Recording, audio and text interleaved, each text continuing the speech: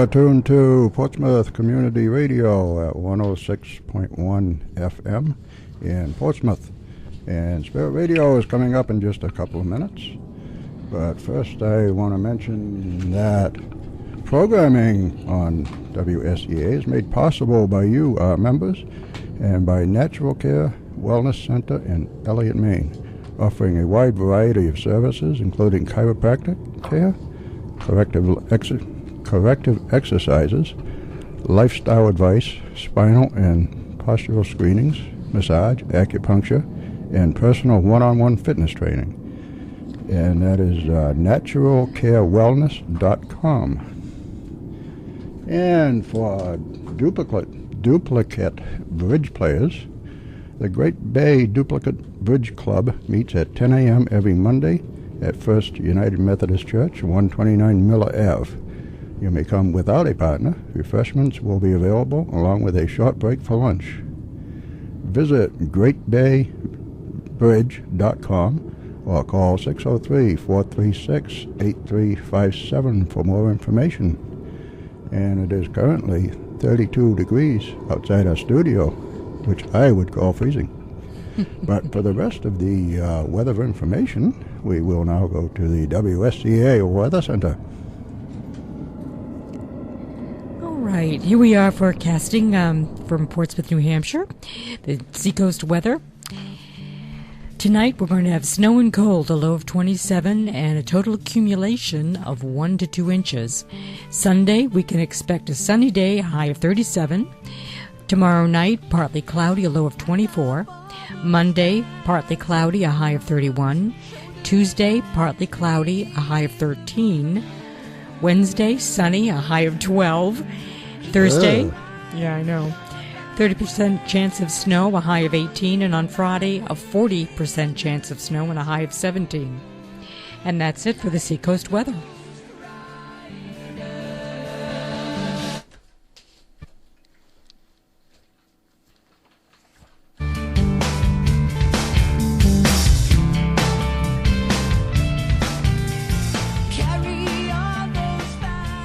Please note that the views expressed on this program are those of the individuals who speak them, and not necessarily those of Portsmouth Community Radio, its Board of Trustees, members, volunteers, or underwriters.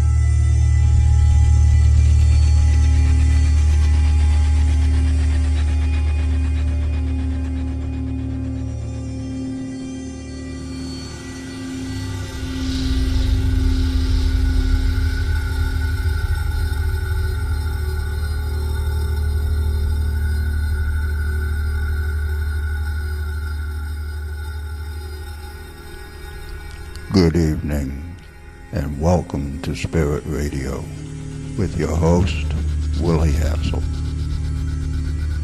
Ghosts, spirits, hauntings. This is the show where we take you on a journey. A journey into the unknown, where the paranormal becomes the normal. A journey to a world cloaked in darkness, where reality becomes a thin line. So sit back, relax, and join us as we venture into the shadows, the darkness, the unknown, and back.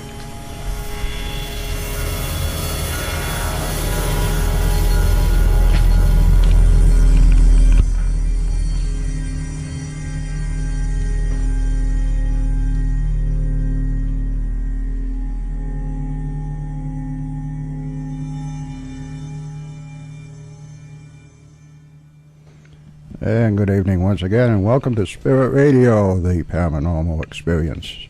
Ghosts, UFOs, Bigfoot, nothing is off limits. This is the show where the paranormal becomes the normal. I am your host, Willie Hassel, the gatekeeper to the dark side, your guide to the realm of the unknown, the unseen, the unthinkable. And joining me in the studio, as always, is my co-host, the lovely, the mystical, the mysterious Lynn Nickerson. Good evening, Willie. You know that always puts a smile on my face. I noticed that. How are you doing? You know, truer words have never been spoken. You're so Spoken. Lovely and adorable, too, I must say. How are you doing? I'm doing good. How are you doing? Surviving the snow. It feels like this winter's just going on forever, and it just started. I know it. I hate it. Yeah. Our guest tonight made the comment a while ago that he would like to have some snow, actually, because he's having a lot of rain. Tell him he's crazy. Steve, you're crazy. In the UK. So, anyways,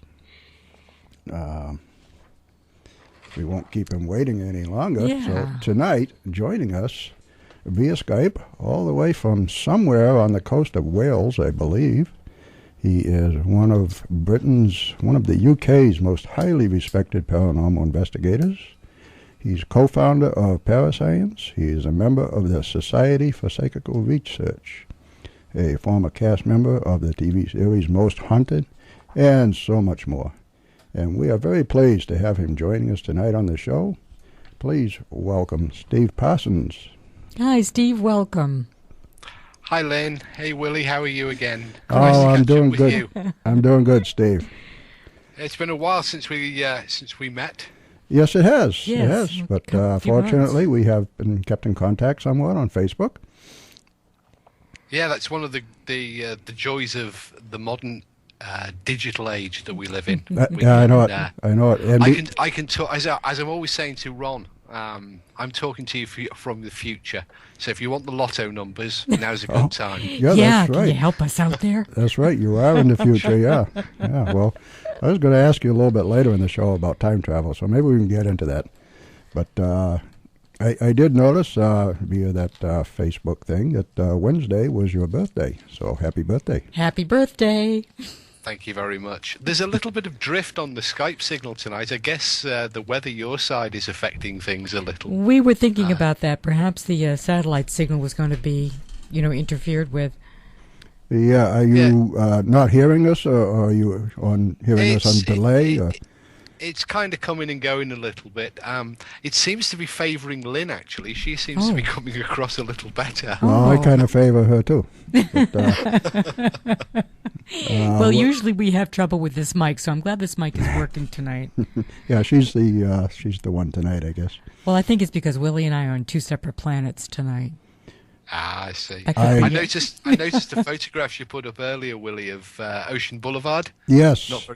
Not very far away from where I was staying when I was over there last September, and there's a big change from the 80 degrees hot clear blue skies that we had back in September to the pictures you posted today. There is, yeah. So you were staying down at the beach, were you? I think I think we were just a little ways up from where you are. I think we were at is it called Salisbury Beach? Oh, Salisbury sure, Beach. Oh, yeah. Okay, yeah. I think it's the same road, isn't it? Yeah, Ocean it's the same Boulevard? road, Route 1. Yeah, same road, different town, different beach, different state, actually. But that's right. Although I think we were just inside the mass. Right. Just over the line. Yeah, you were just over the line, yeah. I don't know what the attraction was in Massachusetts, Steve. well, I'm not sure if we can... I think we were. Well, it was handy, you see, because we could pop into New Hampshire, and then if we did anything wrong, we could get back across the state line. Oh, okay. Then that's okay then. Well, that's why I live so close to the state line myself. I can just jump right over the line there. But I don't think anybody really tuned in to hear us talk about Hampton Beach and all that stuff. No, we're dying to know what you do. Telling everybody what you do. Okay. Lots of people might describe me in different ways, but I like to call myself as just a plain vanilla ghost hunter. Did you study parapsychology? Sorry? Did you study parapsychology? I'm sorry, psychology. No, my qualifications actually are in engineering and in medicine, nursing. Although inevitably, because of the PhD that I'm currently doing, which is sort of put under the parapsychology banner, inevitably psychology creeps in a little bit. But my main qualifications are in engineering and in nursing medicine. So I think actually they're pretty good qualifications for a ghost hunter because, truly, ghost hunting in the sense of going out into a location and examining people's claims of their experiences usually involves some form of objective measurement, measuring temperature or some other environmental variable. Which is great because that's what I was trained to do, and of course you're dealing with people, which falls directly under the remit of the nursing and the medicine. So I think they're actually pretty good qualifications for a lowly ghost hunter. I wouldn't exactly say a lowly ghost hunter. Nor would I. Come on now. Are you still practicing medicine, Steve? No, I was forced to give up nursing some years ago, and it actually it followed an accident, but it does give me the rare privilege to have devoted over the last 20 years purely to psychical research, whereas previously I had to combine it with a full-time job. Yeah. Now it is the full-time job. Well, that's what I was wondering. It's if you had a full-time job and you were moonlighting doing the investigations and so forth. So you're doing the investigations as a full-time position, career. Yeah, pretty much. I think, I'm kind of blessed that I've been given that sort of that's terrific. Privilege to be able to spend all of my time doing what I love, and there are not many people that can that get that rare honor. No, that's true. That's true.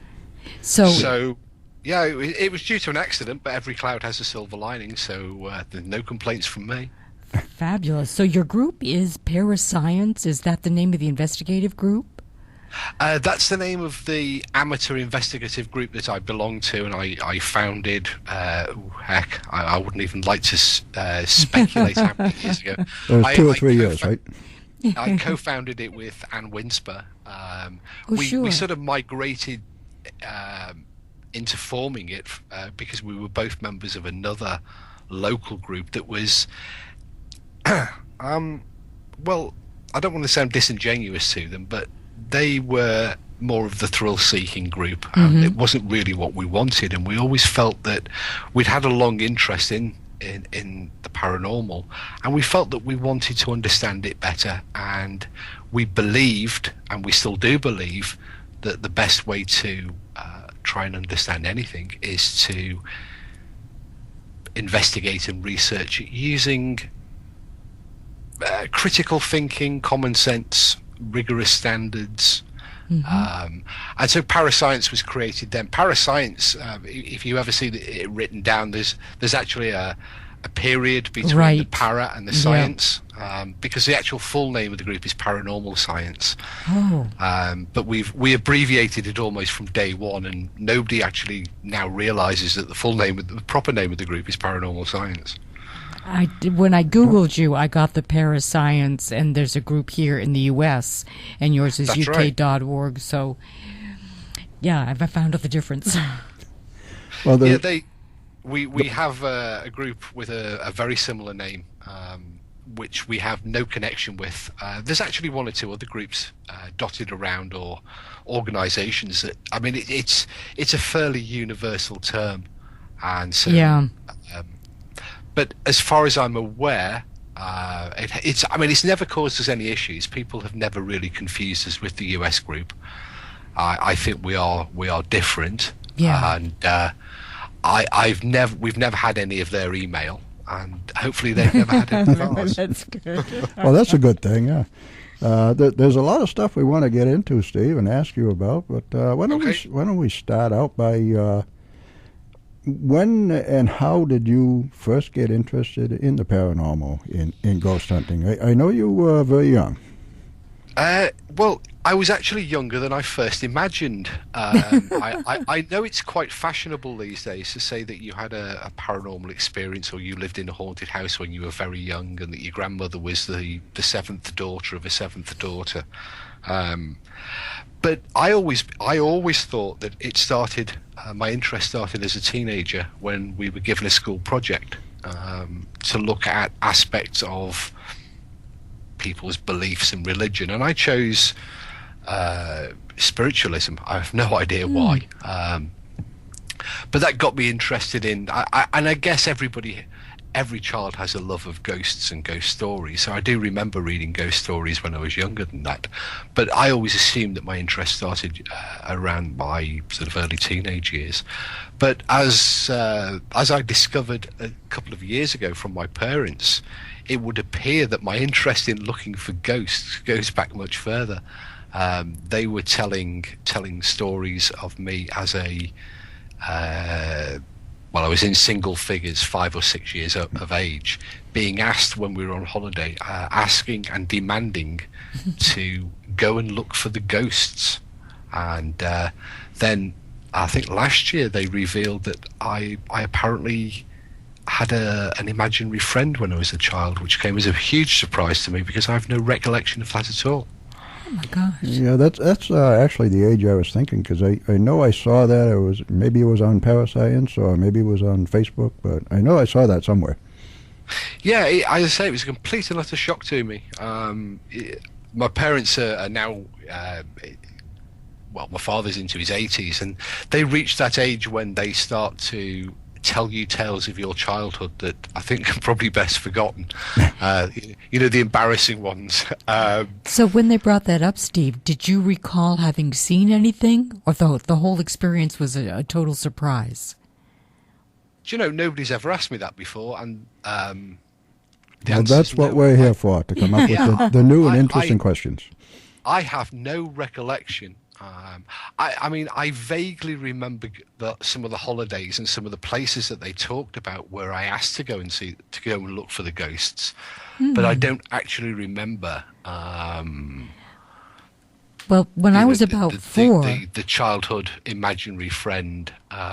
Also, I mean, again, it might sound bizarre, particularly people who know me these days and know that I am fairly critical in my outlook.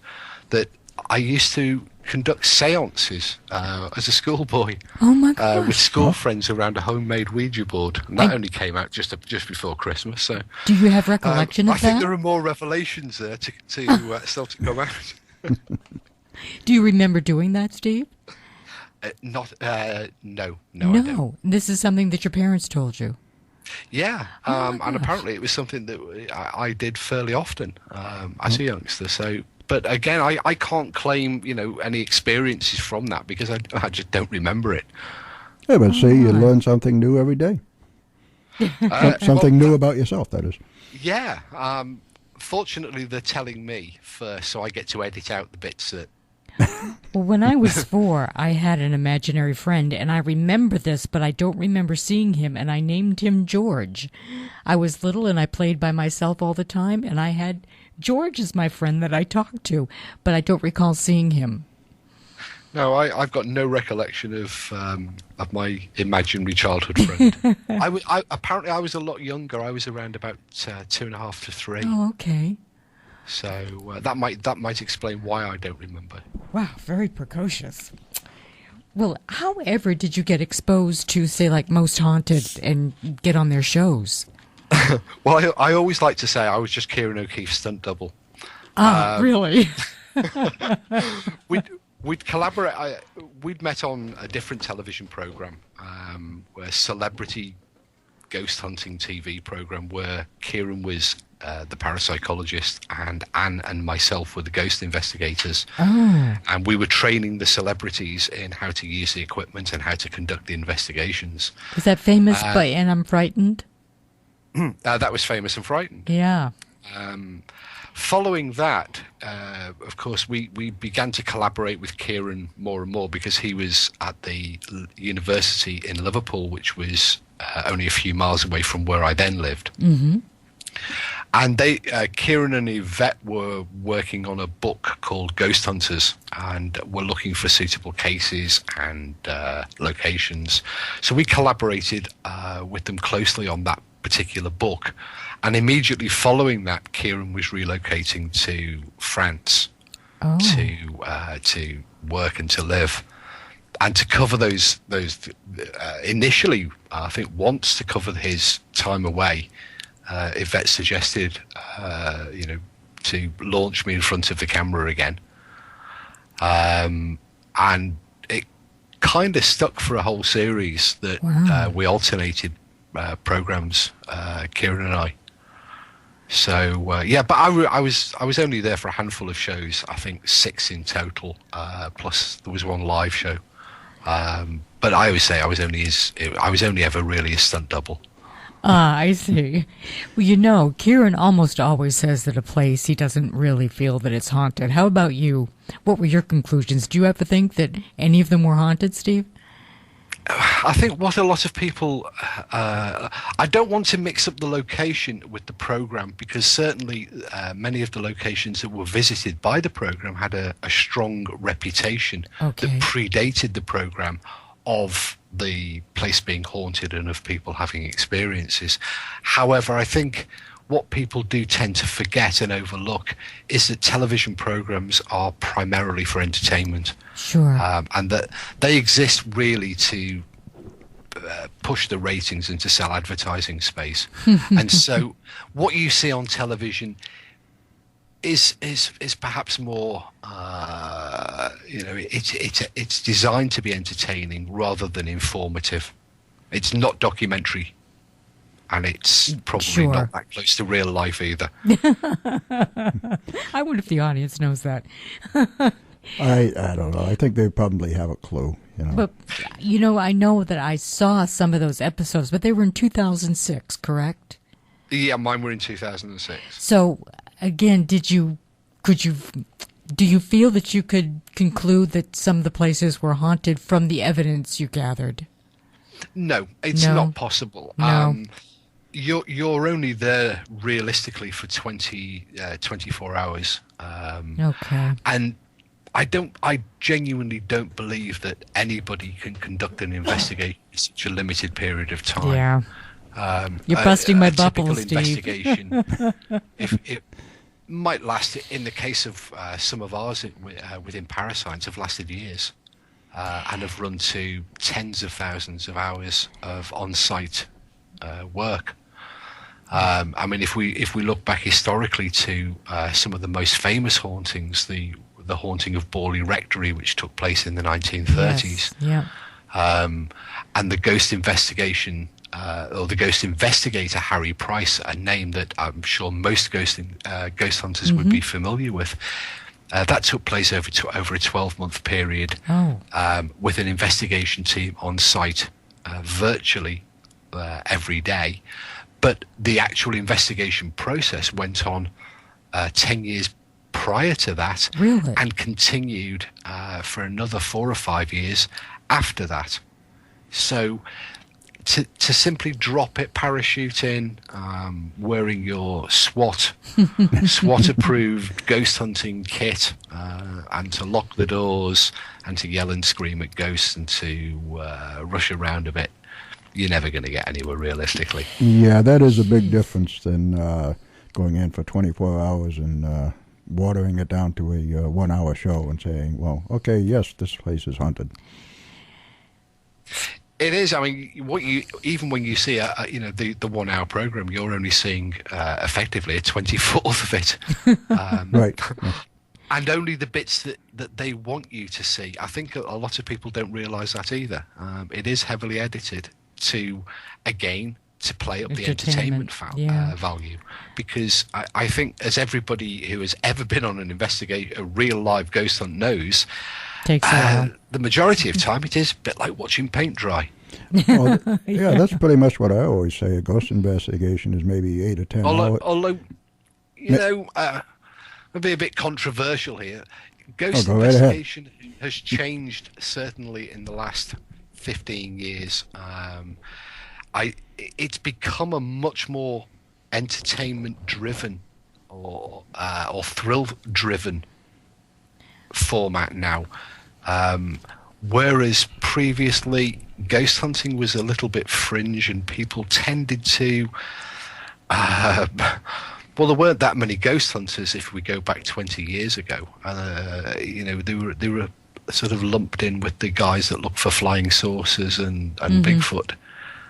But now, almost every weekend, there must be hundreds, thousands of people across America and here in Great Britain who are sitting up as we speak now here in the UK looking for ghosts. Yep, very popular. It's become almost a mass participation. It is, in effect, it's replaced the night out at the theatre to watch the horror movie. Well, with all those people participating like that, it's sort of losing its authenticity somewhat. So I do understand. Yeah, I mean, it used to be you'd go out with your friends for a night at the movies with a bucket of popcorn. And then a hot dog afterwards, but now you just all go out on a ghost hunt together.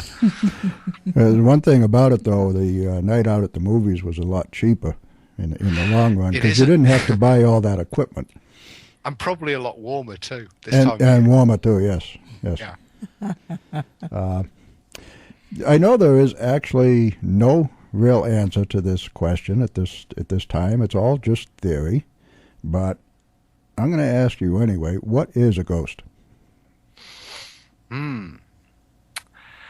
Well, that's a question I get asked a lot, actually. I've sort of developed a stock answer. So you may even have heard me say it, or others may have heard me say it. But I consider the word ghost to be a word like the word automobile. It's a generic coverall term. And within that sort of catch-all area, you have lots of different makes and models. For example, you might see a shadowy figure in a darkened room, or you might see a solid apparition of a loved one who disappears. In both cases, you would say, "I've seen a ghost." If you hear a noise or you scent a smell, again, you might refer to it as a ghost. But each of the mechanisms that creates that experience might be completely different. For example, it might be, as some people would argue, simply an aberration within the brain, a hallucination, or telepathy perhaps, or it might be a genuine appearance of something that we don't understand, perhaps in the form of a time event, or perhaps in the form of the dead returning to visit the living. So I think my definition of the word ghost would be a catch-all term like automobile. Okay, all right. I'll buy that. I'll buy that. A ghost, an apparition, or whatever you want to refer to it as, do you think it is energy, leftover energy, or? Well, if we assume for a minute that, and there is strong evidence to suggest that some experiences are external, that they take place outside of the human witness, then for that to take place, then energy must be being used and exchanged in some way. Therefore, it would be realistic to say that the ghost is an energetic form or an energetic entity. And the energy, this is kind of why we measure stuff as investigators, because if energy is being used or exchanged, then it should be measurable. We should be able to measure change in temperature, or a change within the humidity, or a change within the electromagnetic environment. And that's what we're looking for. Okay, I guess that was kind of what I was getting at, is the use of EMF meters and like that. Do you think that a change in EMF, a spike in EMF, really does show that there's some sort of a spirit in the area? What I would say is I've never seen any evidence to suggest that EMF has been linked to the appearance of apparitions. Okay. There isn't actually any well documented cases where you have an EMF spike coincidental with somebody reporting a paranormal experience. Now, there are probably 100 people now emailing the station saying, well, we've got one. But I'm talking about documented cases. Right. But what is interesting is that, because bear in mind that temperature is also electromagnetic radiation, there are very well documented and properly objectively measured instances where the temperature has changed coincidental with a reported subjective personal paranormal experience, both within the seance room and also within haunted houses. So I would say put down the EMF meters and stop talking to them and pick up your thermometers instead, because I think there is a genuine phenomena that is worthy of a lot more attention than it's being currently given, because modern ghost hunting it seems to have it's moved away a little bit from EMF meters.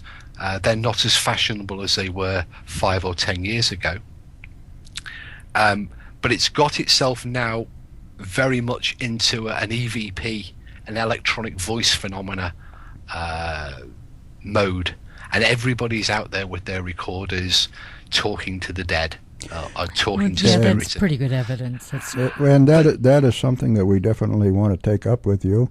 Right now, Steve, it is the bottom of the hour. We have to take a short break, and if you could hold on for just a couple minutes. Okay. Okay, and we'll be right back. We'll be back.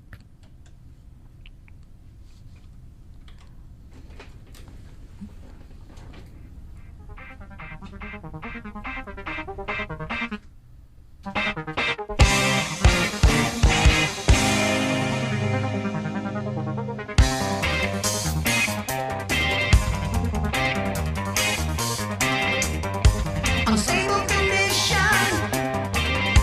a symptom of life.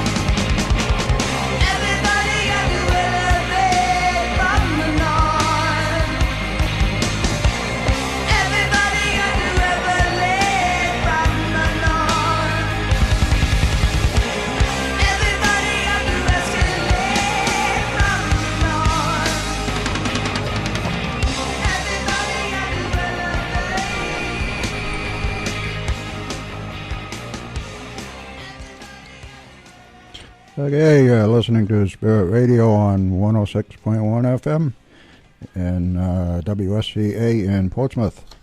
And the city of Portsmouth has announced that the city's recreation department is now on Twitter. You can follow at Portsmouth Rec for news and updates related to the Connie Bean Indoor Pool, Senior Services, and Spinnaker Point. And I believe we have some upcoming guests. Yeah, and our guest calendar here for January 25th. In 1947, something crashed on a farm in Roswell, New Mexico. Something that started the biggest government cover-up in history. Jesse Marcel III, grandson of Major Jesse Marcel, will be joining us to talk about his new book entitled Alien Crash at Roswell. That'll be on the 25th of January. The week following, which is February 1st, we're going to have Barbara Nicholson on.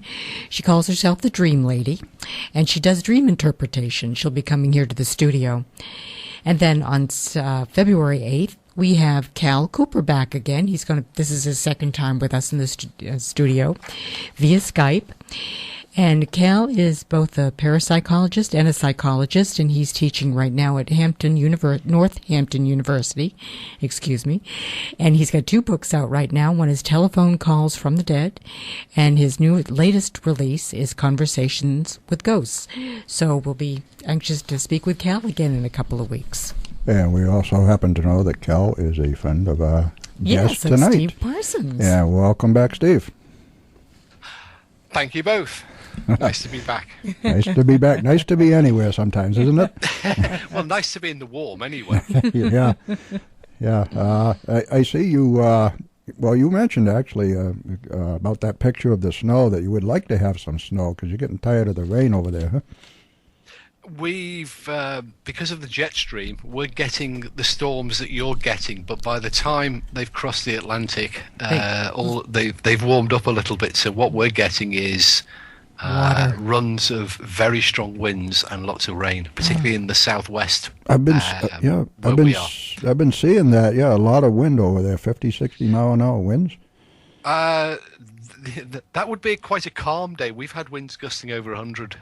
Really? My. Wow. Particularly around the New Year period. It's quietened off a little bit, but we've got some more storms due, I think, early part of the week.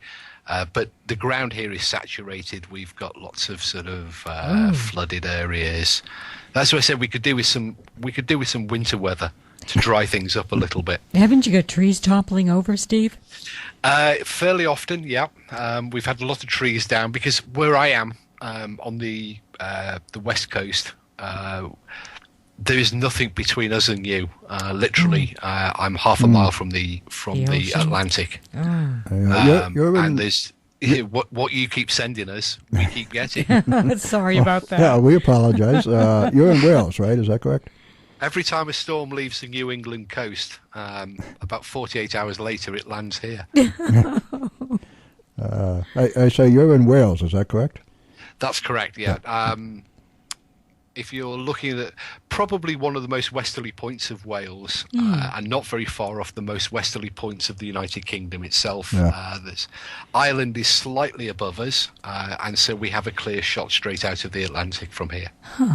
So you're right on the coast, and I'm right on the coast. There's just a little bit of water in between. There's an awful lot of water in between, and we also have the disadvantage, or the advantage with all the floods, of being 400 feet above sea level. So 400 feet? About 400 feet, because it's a rocky coast, so being 400 feet up, it's great when it floods because we don't get wet. That's right.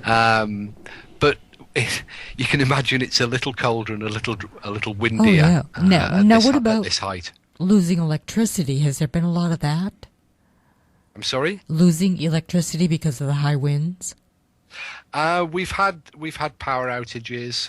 We had one the day before yesterday, and the day before that. They're quite common.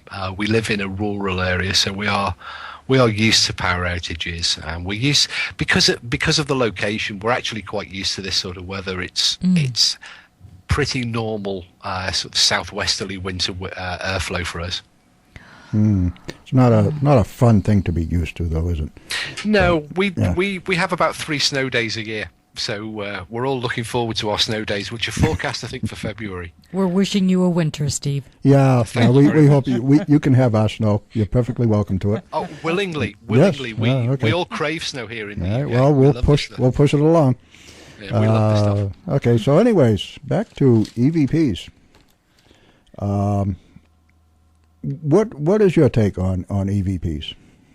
Well, before we actually go on to EVPs, I'd just like to stress the point I was making before, which was that people are getting very wrapped up in recording the voices of spirits at haunted locations, and I think they're missing really good potential evidence in the form of temperature data. So I would encourage them to certainly take much more care of measuring the temperature, and to see if there's a synchronicity when you get the temperature change.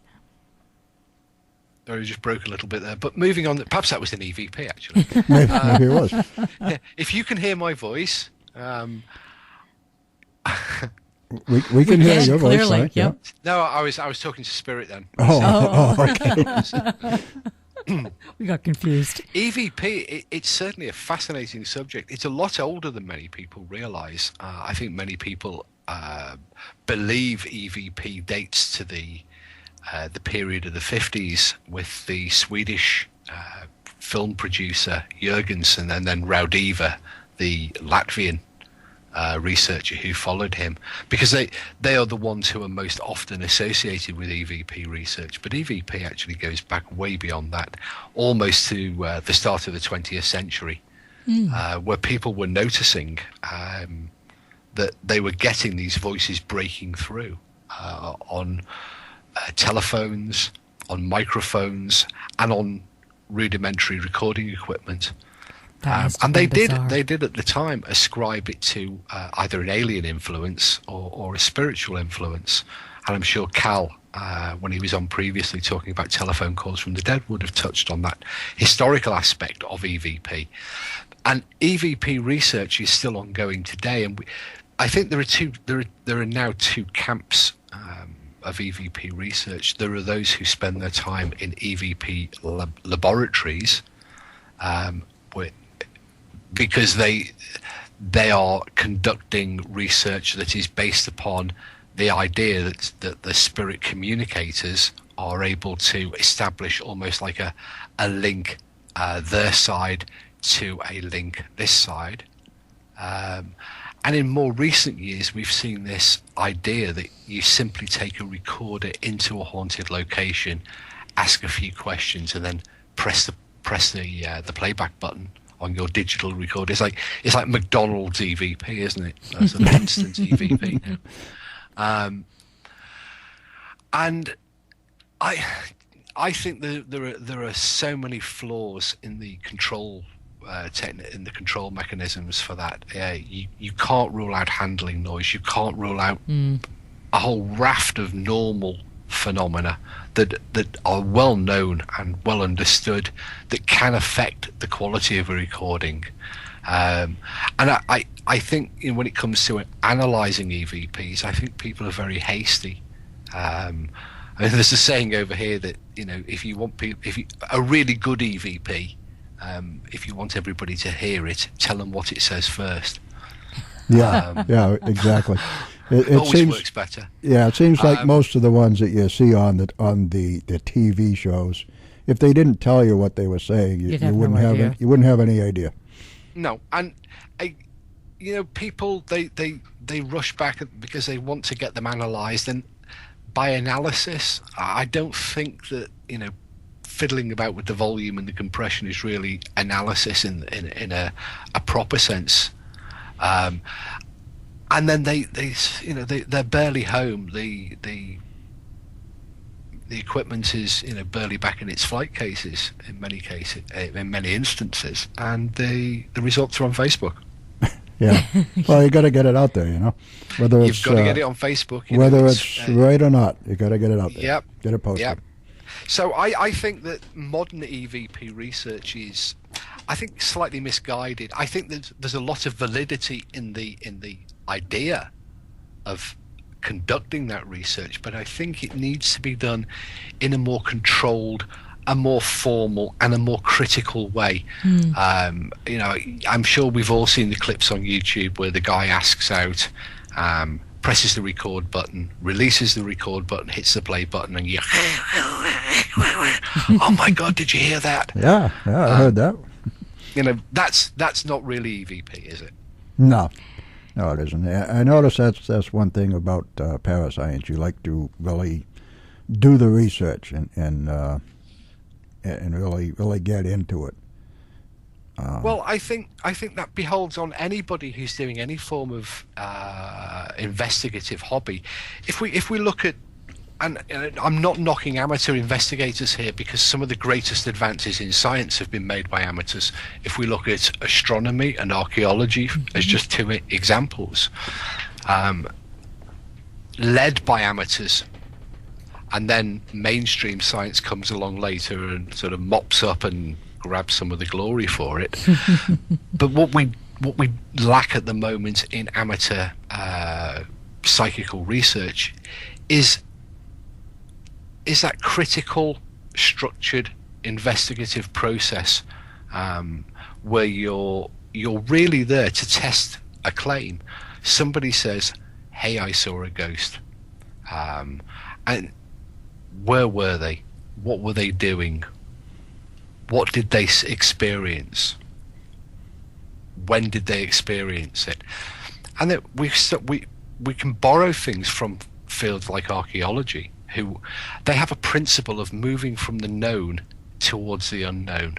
So they would find a piece of wall and follow it to see where it leads and to see what it is.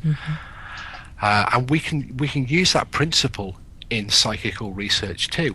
The witness says that at 8 o'clock they were watching TV and they saw a figure walk across the room, and that happens fairly often. So why are you there at 3 o'clock in the morning with the lights out? Why are you looking in infrared and ultraviolet, or this so-called full spectrum, when the person saw it with their own eyes? Therefore what they experienced was in the visible wavelength of light. Right. So that's where you start your exploration, and until you've found out what's there, you can't move in any direction until you've discovered what it is that they saw, or as much as you can about their experience. So you can't deploy full spectrum or thermal imaging or EVP. I mean, what's the point of doing EVP if the only phenomena that was ever reported is an apparition? Yeah, agreed. Very good point. So work with the original witness accounts and move, progressively. Are you there, Steve? Yeah. Okay. Just fading a little bit. Of EVP creeping in. Yeah. I did take your questionnaire. I filled that out on your site. Oh, great. And my feeling was there's really only speculation for one instance throughout that questionnaire. So my only suggestion would be to ask, have you had several types of apparition encounters, ghostly encounters, and then to allow the person taking the little quiz to express under which conditions those happen. There seems to only be an allowance for one event. And for instance, I've had several, and I've experienced several different types of, ghostly encounters. So it just didn't allow for that, so I got a little confused taking it, so it's not going to help you much. Well, I shall certainly. The questionnaire is the results, and indeed the questionnaire itself, are looked after and are coordinated by Anne. Oh, and I'll certainly pass that feedback on. Yeah, there's some interesting questions. In the next day or so. Good. That particular questionnaire has been running now for, I think, about 7 or 8 years, and we've got quite a lot of data from it. Good. And I'm not a psychologist, but Anne actually, she has the same qualifications as Cal Cooper, for example. And I think I say I'll certainly feed back your comments. It may be that it's been designed solely that you can only give one response, right, or one detailed response. Yeah. I don't know. I shall certainly feed back your comments, but it might be that it's been designed that way. So yeah. I can get back to you with the answer to that once I've spoken to the person who's in charge of the questionnaire. I did see a couple of her YouTube clips. Very interesting. She was there with Chris Robinson, who was the dream detective, and that was very interesting interview. There were 2 parts to it. And she was there being a skeptic and trying to explain how she was interpreting what he was going through. It was quite good. Sometimes we're called upon to provide we have to lay devil's aside advocate. Our own. Yeah, Yeah. I think, like with being an investigator, you have to lay aside your own beliefs because you have to be sort of exactly in the middle of the fence. But occasionally, in terms of a program or an interview, you have to take a position. You are there to represent, for example, the skeptical point of view. Or, right. In my case, I might be asked to represent the physical aspect of a haunting. So a medium would look after the spiritual aspects of it, and I would be there to discuss things like temperature and EVP and EMF and all of the physical parameters of the case. Even though my investigation techniques would involve both. Are there only 2 of you, Steve? With this no, Parascience has. This is going to sound terrible. I think, and I'm one of 2 people in charge of it, but I think we have 18. Okay. The reason the numbers are a little bit sort of cloudy and a little bit flexible is people do take a sabbatical periodically to allow for family and work commitments, and the group doesn't. I don't think the group has ever been out altogether. And it's not designed to work that way. The pool of 18 gives us, should we require, sufficient to use maybe 4 or 5 at short notice. Some flexibility, yeah. Are they all in Wales? No, they're scattered. We have one in Massachusetts. Oh. But we have them throughout Scotland, England, Wales, and both Northern Ireland and the Irish Republic. Oh, excellent. Would we know the one in Massachusetts? Yeah, would we? Sorry? I said, would we know the one in Massachusetts? You don't have to mention a name, but I think you know who I'm thinking of. I think you might do. I think he goes by the name of Van Helsing over there. Oh, yeah, yes. Okay. Yeah, that's the one. Trouble. And my co-conspirator, of course, on Ghost Chronicles International. Plug. Yes. Well, speaking of plugs, good guy. We are quickly coming to the end of the hour, running out of time, Steve. It has gone very quickly. It has, and it's been excellent, and we've just barely touched the surface of what we want to talk to you about. We did want to quiz you about time slips. Time your slips, opinion on that. Time travel, time slips, and infrasound. Yes, infrasound, right? Infrasound and orbs. We have to talk about orbs sometime. We're just going to have you back on, Steve. Well, I look forward to that. Good. We hope you will reschedule another date with us in the near future. Well, do you have absolutely. I mean, ghost hunters work nights, so it's easy for me. Yeah, I know it's coming up to 3 o'clock in the morning for you right now. Yeah, 4 minutes to 3. 4 minutes to 3. Yeah. Is there something that's really close to your heart that you'd like to talk about as far as any of the phenomena that we just mentioned, either time slips or time travel or infrasound? Something you want to touch on lightly? Well, I think infrasound is what I'm doing my PhD in, and of course I've got a bit of a reputation for being an orb killer because of the 3D. Yes, I know. That's why I wanted to talk about it. And of course they've developed now. We can now produce orbs to order, which I did during Spirit Quest. We took some pictures during Spirit Quest, which demonstrated the non-paranormality of orbs. Right, so orbs right, or infrasound are two where with the stereophonic people have camera. probably heard that. I don't want to sound like a one-trick pony. Well, very quickly, Steve, is there anything you want to plug? You got anything coming up? No, actually, as I said, as I was quite proud to say, I don't have a book. I haven't written a book. Oh, come on. And I don't have anything. There are no T-shirts. Well, get no busy. books, Get busy. No baseball caps. No books to sell. I'm just a ghost hunter. What about an upcoming schedule? More ghost hunting. I've got a confession to make. Cal and I are writing a book together. Really?